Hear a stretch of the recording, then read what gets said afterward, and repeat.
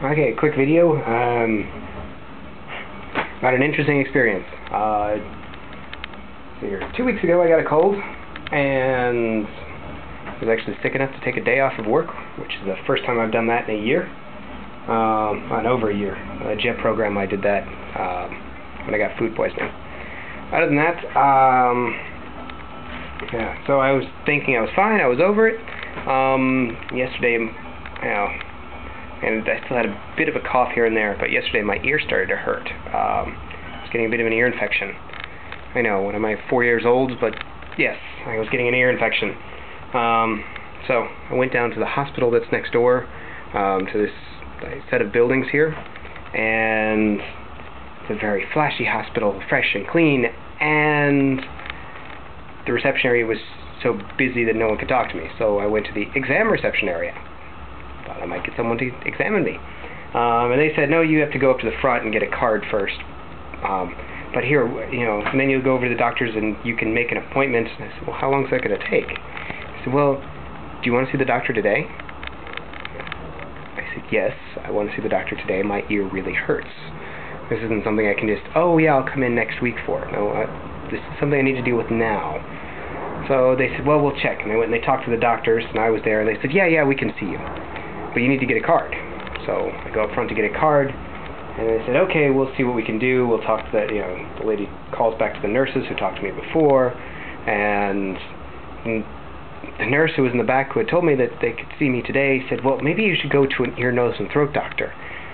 There's one over here, and she suggests one that's only 10 minutes away by car. It's like, that's a little bit of a pain in the ass if you're walking. She says, hang on, we'll figure out another one that's closer. So she goes in the back. Then they come out with 2 separate printed sets of instructions for me for an ear, nose, and throat clinic, which turns out to be just down the road. And I was a little frustrated at this because I felt like I was going to get the runaround and have to go to 3 places before I actually got someplace that worked. But went down the road, and it's an ear, nose, and throat doctor. Also one of the more interesting experiences that I've ever had. First few minutes he tells me about how the sinuses are connected to the ears, and I already know this, and it was very boring, even hearing it in Japanese. But then he says, so what I'd like to do is actually take a tube and suck that stuff out of your ear. Like, okay. He said, but the problem with that is, a lot of foreigners, their nostrils are too small and their noses are too long for that to work very well. It's just not very comfortable. And I said, okay, so does it mean we can't do it? And he said, no, we can give it a try. Just have to see what your pain threshold is. Is this really going to hurt? And he said, well, it technically shouldn't hurt. Okay. So he takes 2 Q-tips with metal shafts that are about 5 inches long or so, maybe a little longer, 5-6 inches long, and he dips them in a topical anesthetic and sticks them up my nose.